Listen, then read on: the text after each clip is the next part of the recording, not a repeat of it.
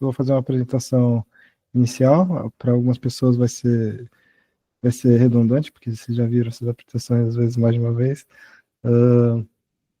E depois vou falar do ITN. Eu queria cobrir mais métodos, mas eu acho que ia ficar meio denso e de qualquer maneira, assim, esses métodos requerem bastante exposição, assim, para explicar. Eu teria que preparar uma apresentação maior aí. Eu acho que o ITN, ele é talvez o principal método diferencial do movimento, e ele vai ilustrar bem qual que é qual que é a ideia por trás, o que que a gente está buscando. Vou compartilhar aqui. Bom, eu compartilho aqui o URL da apresentação depois, se vocês quiserem ver. Não precisa tirar print, notas, essas coisas, se vocês não quiserem. Eu vou apresentar rapidamente aqui o que é o movimento. Então, o movimento do turismo eficaz, ele é ao mesmo tempo, ele é um projeto que busca encontrar as melhores formas de causar impacto positivo e colocá-las em prática. E, por um lado, ele é uma área de pesquisa, que está tentando, então, identificar, pesquisar quais são os problemas mais prioritários e as melhores soluções para eles, conhecidas. E é uma comunidade prática que coloca esses conhecimentos para causar impacto no mundo. Então, o movimento ele é caracterizado por 4 ideias principais. A primeira é priorização. Então, ele não é um movimento que busca causar bem em todas as suas formas, né? Ele busca identificar quais são essas melhores oportunidades de causar impacto e ele foca nelas. Altruísmo imparcial significa que o movimento toma como pressuposto que todos os seres sencientes são importantes, então não só os seres humanos do planeta inteiro, como todos os animais não humanos e as gerações futuras também. Então estamos buscando intervenções que potencialmente atinjam todos esses indivíduos. Busca aberta pela verdade significa que o movimento tem como um dos seus fundamentos estar aberto a evidências, né, argumentos racionais e rever, né, suas próprias convicções sempre que aparecem novos motivos. E ele faz essas 3 coisas de forma colaborativa, né? Nós somos uma comunidade, nós queremos que o movimento cresça, que o movimento seja saudável, sustentável, né, e que cooperemos, né, para causar o maior impacto possível. Hoje o movimento tem mais de 10 mil pessoas, eu acredito que ele tenha mais de 30, 40 mil pessoas, em mais de 70 países, tem mais de 100 organizações, e no Brasil somos mais de 130 pessoas, concentrados aqui principalmente no Sudeste. Nós queremos crescer. Nós temos movimentos globais, que as pessoas, encontros globais em que as pessoas se encontram, né, todas as pessoas que estão envolvidas com essas causas, né, prioritárias vão para saber o que está acontecendo, né, fazer colaborações, trocar conhecimento.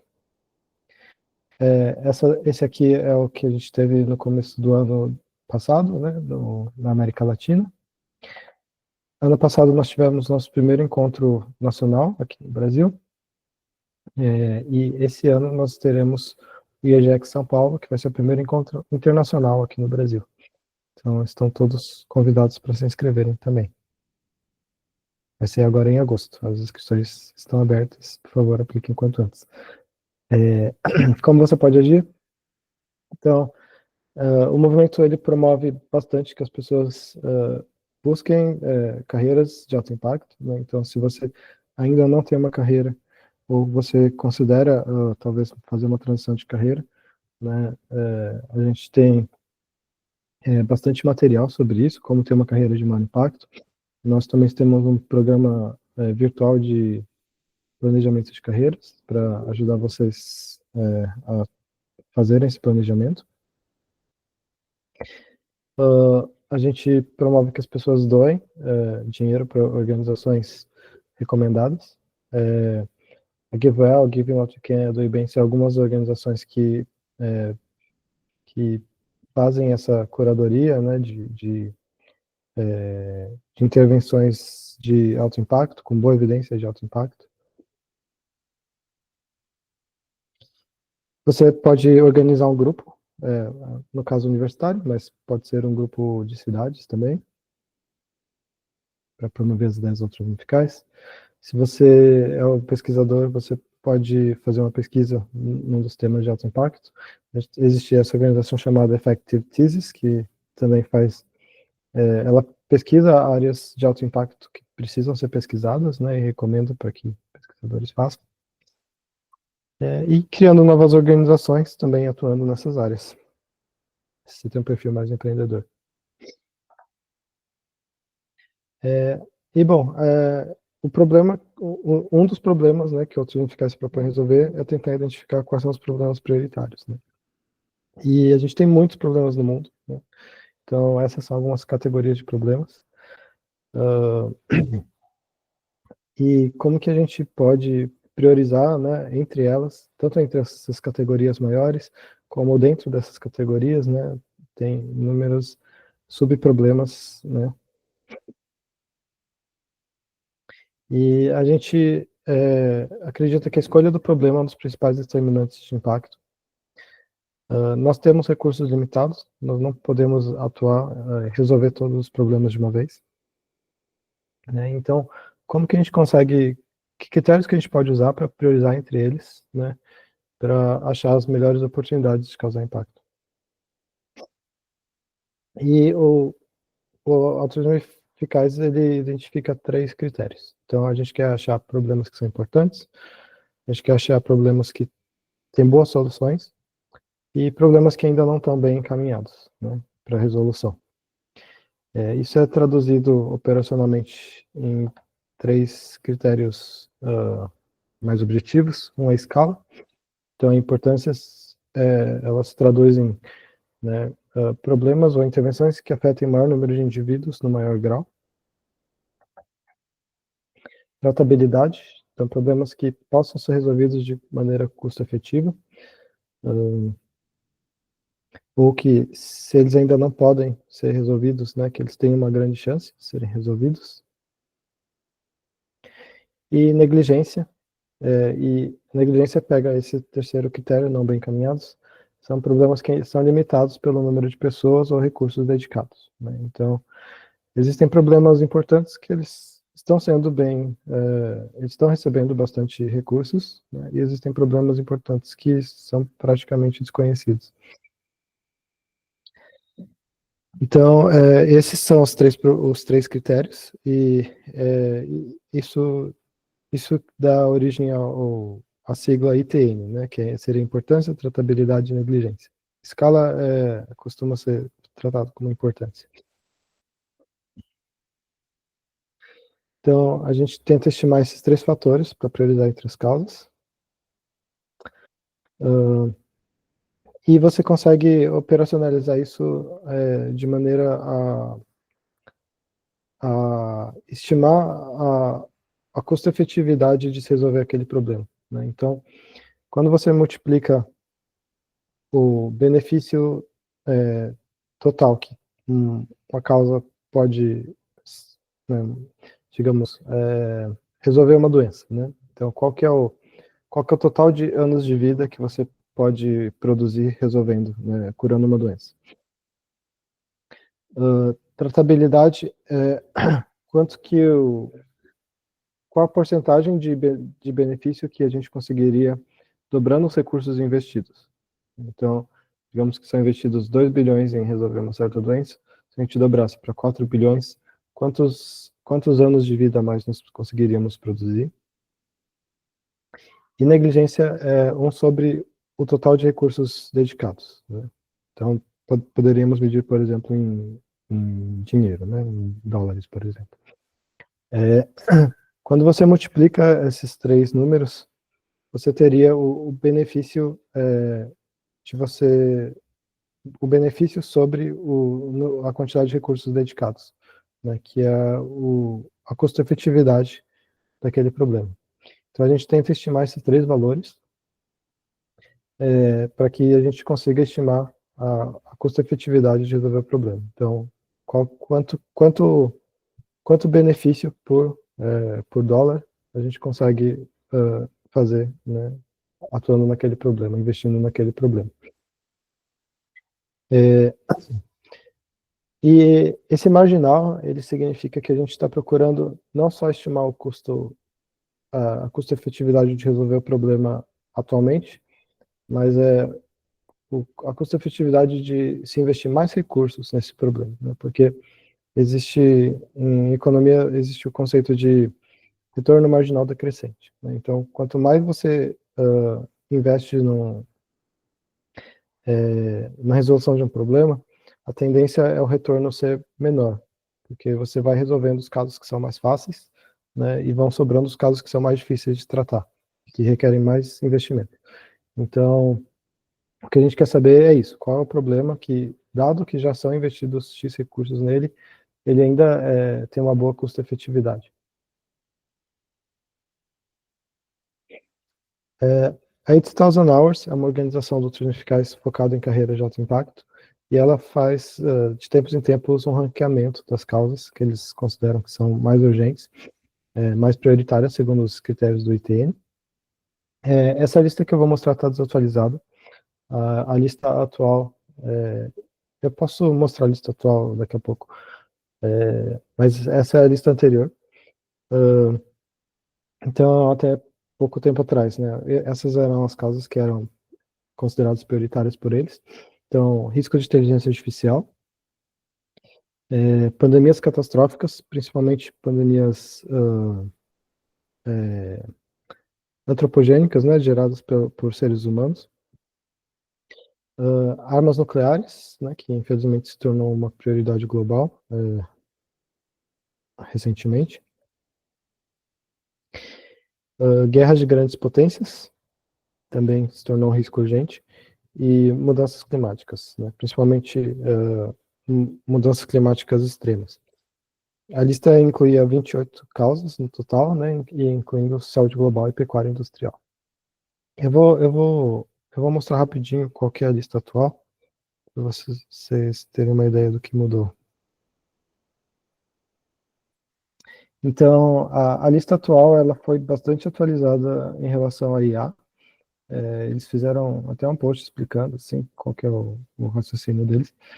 Mas basicamente eles consideram que IA se tornou um problema muito urgente, porque está se desenvolvendo muito rápido e a gente tem pouco tempo para resolver esses problemas, antes que eles se tornem grandes. Então eles colocaram como número 1 sistemas de IA em busca de poder. Isso quer dizer que a gente vai criar sistemas cada vez mais capazes, né, e colocar eles em posições onde eles têm muito controle, né, sobre outros sistemas, sobre influência sobre seres humanos, né, e a gente ainda não tem tanto técnicas, né, técnicas computacionais mesmo, né, para garantir a segurança desses modelos, como uma boa governança para garantir que esses sistemas vão ser bem alinhados aos interesses humanos. Então, eles colocaram isso como prioridade 1, e como prioridade 2, eles colocaram já logo apropriação de poder habilitada por IA, né? Então, um dos maiores riscos, né, de você ter IAs poderosas é que seres humanos podem usar essas IAs poderosas para tomar controle, né, para tomar poder. E a gente está vendo que esse é um risco real, né, mesmo em democracias aparentemente consolidadas. É bem fácil você ter uma tomada de poder por agentes autoritários. Então, com essas novas tecnologias, né, que vão aumentar a vigilância, persuasão, né, controle, esse risco aumenta bastante. Pandemias continuam na lista, como uma das prioridades principais.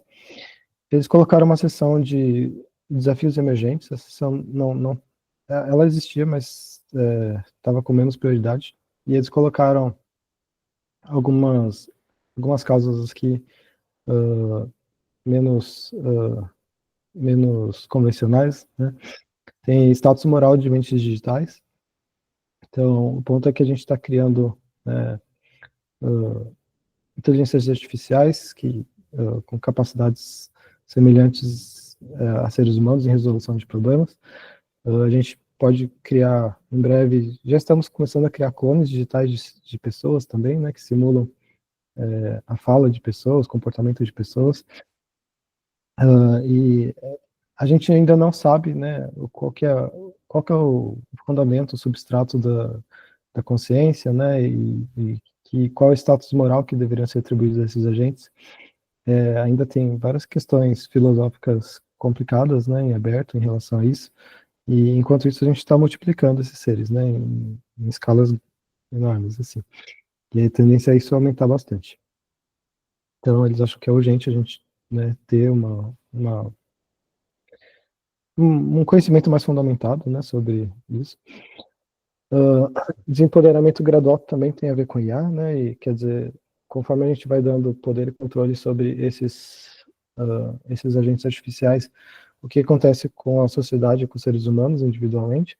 Então, conforme a gente delega, né, a esses sistemas, né, o planejamento, a estratégia, né, o políticas públicas, né, a desenvolvimento econômico, desenvolvimento social, o desenvolvimento de todas as tecnologias que são importantes, né, para o nosso pro funcionamento da sociedade, né, como que ficam os seres humanos nisso, né? A gente vai delegando a nossa autonomia, vai delegando as nossas decisões, a nossa competência cognitiva, né, e como nós ficamos em relação a isso. Esses aqui são riscos S, são riscos de sofrimento, qual que é a palavra? Astronômico, acho que é essa palavra. Então,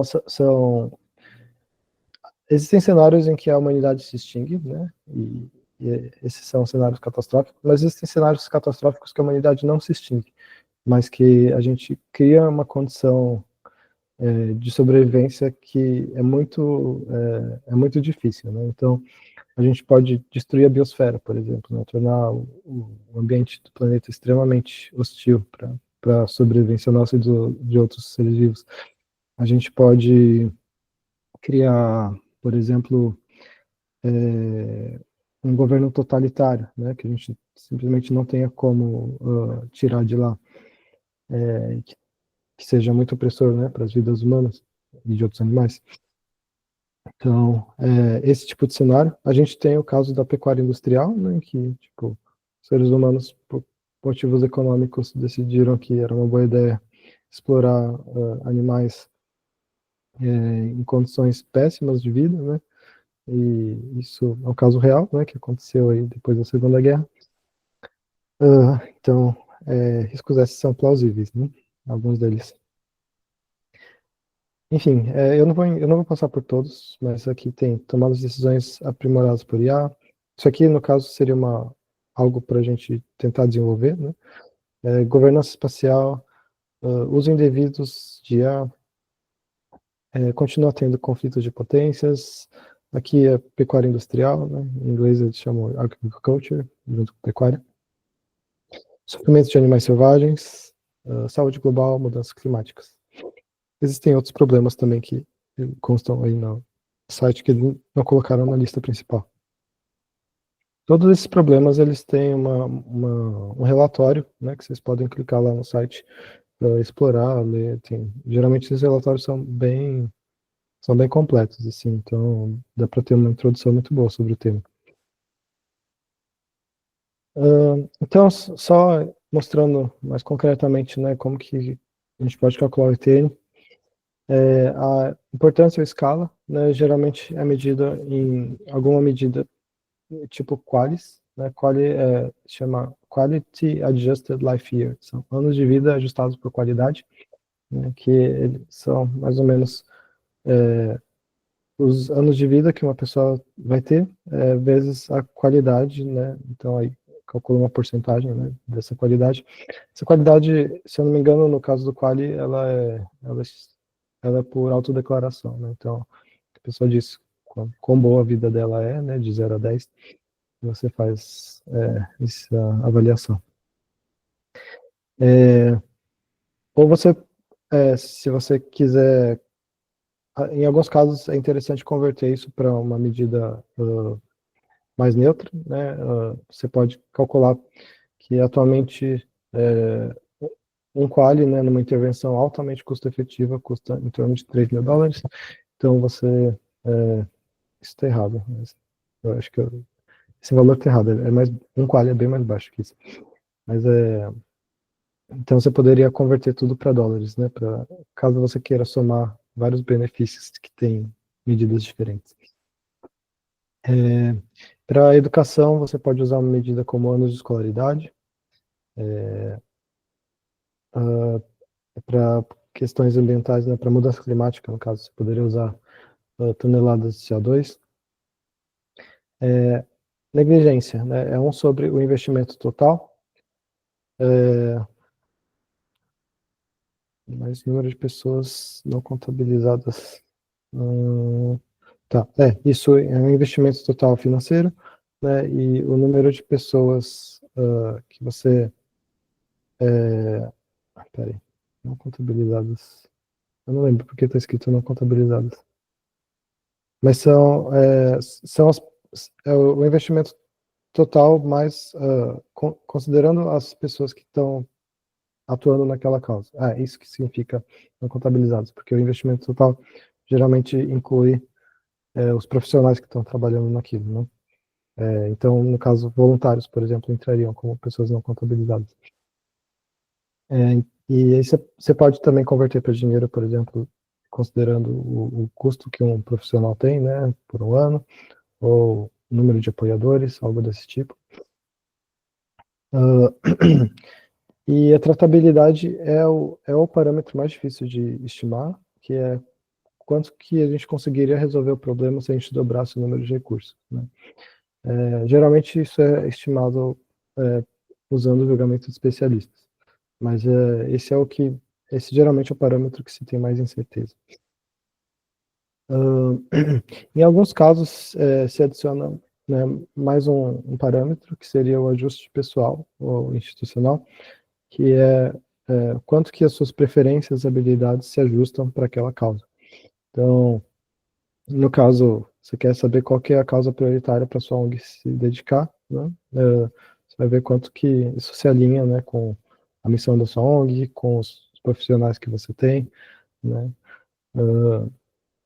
para saber quanto que vale a pena você priorizar aquela causa. E você pode calcular, então, uma pontuação, né, você pode multiplicar os números, né, esse número geralmente vai ser muito grande, então é costumeiro tirar o log disso, né. Isso é um exemplo de TN. Esse exemplo eu que fiz. Então, se ele estiver ruim, não é culpa do método, é culpa minha. Eu coloquei 3 intervenções de bem-estar animal, então seria ativismo vegano, campanhas contra gaiolas para galinhas, né? Então, campanhas corporativas, né? Para abolição de galinhas criadas em gaiola, e agricultura celular, né? Carne cultivada. Aí a gente vai calcular o impacto sobre o bem-estar animal, né? Não, isso teria outros impactos, né? Como o impacto ambiental na saúde humana, mas vamos considerar só o bem-estar animal. Então, um jeito de, estimando, né, os parâmetros do ITN, a gente poderia estimar que o ativismo vegano teria um alcance potencial de 80 bilhões de vidas, né? Aí, no caso, se a gente considerar peixes, invertebrados, esse número aumenta muito, né? Vai para trilhões. Mas vamos colocar, né, só vertebrados para simplificar o cálculo. A negligência aqui, então, a gente está tentando estimar a quantidade de recursos já investidos, Então, digamos que sejam 30 bilhões por ano, mais 150 milhões de apoiadores, né? Aí converte isso para dinheiro, ainda fica 30 bilhões. E tratabilidade significa, então, que se a gente dobrasse esse investimento, né, para 60 bilhões, a gente diminuiria em 1%, né, o tamanho do problema. Então, digamos, a gente conseguiria economizar aí 800 milhões de vidas, né, eu acho. Esses números são incertos, como eu disse, né, a gente pode discutir, enfim, quanto que é razoável colocar esses números. E eu também coloquei a estimativa daqui no prazo de um ano, né? A gente poderia fazer isso por 10 anos ou para 100 anos, enfim. Né? Começa a ficar difícil de calcular as coisas, né? Porque você precisa projetar para o futuro, enfim, né? Mas dá para considerar um intervalo maior. Para campanhas contra galinhas, né? Então, considera a quantidade de galinhas poedeiras, né? Criadas em gaiola, né? O investimento e considerando 10% de menos de galinhas em gaiolas, e agricultura celular, né, considerando também esse investimento, esse valor de investimento, ele geralmente é um dos mais fáceis de você conseguir, né, olhando, geralmente existem relatórios, né, que dizem quanto é investido naquela área, né, mas vai depender da área, com certeza. E aí, no caso, eu calculei aquele score usando a fórmula, né? Então, eu multipliquei os três números e tirei a log. Então, no caso, nessa estimativa que eu fiz, a agricultura celular tem um score mais alto que campanhas contra galinhas e bem mais alto do que ativismo vegano. Lembrando que tem bastante certeza sobre esses números, que tem o período considerado e etc. Aqui tem de onde eu tirei os dados. Existia um jeito mais fácil de você fazer ETN, né, que é usando uma escala simplificada e seu julgamento subjetivo. Né? Então, digamos, se você precisasse tomar uma decisão rápida, né, se você não tem tempo de pesquisar, né, se você quer uma estimativa mais grosseira, você pode tentar estimar, né, intuitivamente quanto que você acha que essas diversas causas têm importância de estabilidade e negligência. E aí você faz um score rápido e soma o resultado. Nesse caso foi um amigo meu que fez, ele queria fazer uma estimativa rápida de qual era a melhor intervenção para ajudar no caso das enchentes do Rio Grande do Sul, por exemplo. Né? E ele fez essa tabela. A metodologia TN foi criada para avaliar causas, então ela foi criada para avaliar grandes causas, assim, né? Então, por exemplo, resolver a pecuária industrial. Né? Quando você tem uma intervenção específica, né? Então, tipo, sei lá, vamos fazer uma campanha para galinhas do Pão de Açúcar, né? Geralmente existem outros métodos que são melhores, né? Então, nesse caso, dá para estimar mais diretamente custo-efetividade.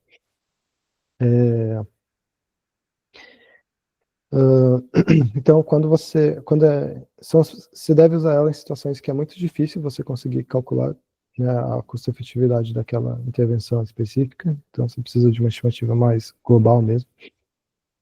E ela é flexível, né? Você pode adicionar mais fatores. Você pode colocar um fator de incerteza, você pode colocar um fator de vivência e outros fatores que forem relevantes. Então, ela é versátil. Existem outros métodos que são adotados pelo movimento. Então, um é que a gente chama de estimativa de Fermi, né? Em português, às vezes é chamado de, como que fala? Cálculo de padaria, acho que é cálculo de padaria.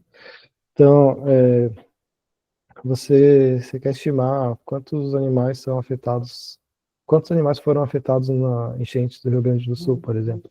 Né? Então, você faz uma estimativa, não sei, existem, olha, vou chutar bem grosseiramente de cabeça, sei lá, mas existem em média, 20 mil animais por município, né? Desses animais, 80% deles morreram nas enchentes, né? A gente teve, não lembro quantos municípios foram afetados, mas digamos que tenha sido 200 municípios, né? Então você faz uma estimativa com esses parâmetros, né? E tem um número. Análise de custo-efetividade e custo-benefício, né? Então, isso seria a maneira precisa de fazer o ITN, né? Então, quando você tem dados específicos de quanto que custa a intervenção, né?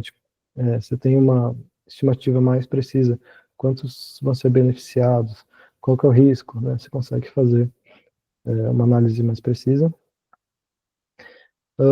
Previsões. Esse é um método que eu diria que é bem não convencional. Como o Outram Eficaz ele se dedica bastante a riscos futuros, né? A gente precisa contar com estimativas, né? E existem métodos de estimar acontecimentos futuros que usam especialistas que eles se dedicam a tentar calcular essas probabilidades, né? E atualizar elas de acordo com as evidências disponíveis. E o Outram Eficaz, em particular, usa bastante esse método. Shallow Research, né? O Outram Eficaz ele tem um aspecto acadêmico, mas ele também é bem prático, né? Então, assim, ele não dá para a gente fazer pesquisas extensas, né, sobre todos os assuntos. Então, o que o pessoal faz geralmente é estudando um tema e revisar de tempos em tempos quanto que vale a pena aprofundar nele, né? Então, quando as organizações estão estudando qual caso elas vão priorizar para doações, por exemplo, elas fazem isso, né? Então elas vão estudando uma proposta, né, até ter uma estimativa mais ou menos de quanto que é o custo-efetividade de atuar naquilo, e aí elas continuam a pesquisa ou param por ali, né? Então tem essa pesquisa, digamos, que vai se aprofundando aos poucos, assim, né, em ciclos. Bom, revisão bibliográfica, acho que é o método principal, né, para fazer pesquisa secundária. E colaboração adversarial e Red Team, né? Isso vai bastante naquela pegada do busca pela verdade, né? Uh, Todo mundo que pesquisa alguma coisa, né, tá sujeito a vieses, né? E um jeito de você tentar reduzir um pouco esses vieses é você fazendo uma colaboração adversarial. Então você pega alguém que está estudando o mesmo tema e tem uma visão diferente da sua, e vocês vão pesquisar, tentar responder a mesma questão, né? Só que cada um pela sua perspectiva e comparar os resultados no final. Red Teaming é parecido, né? Você faz uma pesquisa ou apresenta um projeto e você pede para as pessoas criticarem. Você pode fazer um concurso, por exemplo, né? Eu quero as melhores refutações para essa ideia. É um jeito de você tornar a sua proposta mais robusta. Como a proposta original dessa apresentação era fazer um workshop, então eu tenho essa proposta de atividade. Então seria escolher um desses temas aqui, saúde, educação, meio ambiente, e tentar fazer uma tabela comparando, né, a importância, tratabilidade e negligência de cada uma delas. Então, primeiro você pode fazer intuitivamente, né, da sua cabeça, quanto que você acha, né, quantos indivíduos, né, seriam beneficiados, né, em que grau, em relação a essa primeira intervenção, quanto que é investido nisso, né, e qual seria o benefício percentual adicional de dobrar esse investimento. Então, dá para fazer isso para cada uma dessas três, e depois vocês podem buscar dados. Se vocês quiserem, vocês podem pedir para as IAs, né, prestando atenção onde que elas estão pesquisando também, para ver se os dados são minimamente confiáveis. As IAs ajudam bastante, né, nesse tipo de coisa. E essa proposta, aqui tem a apresentação, o QR Code é o link para a apresentação também.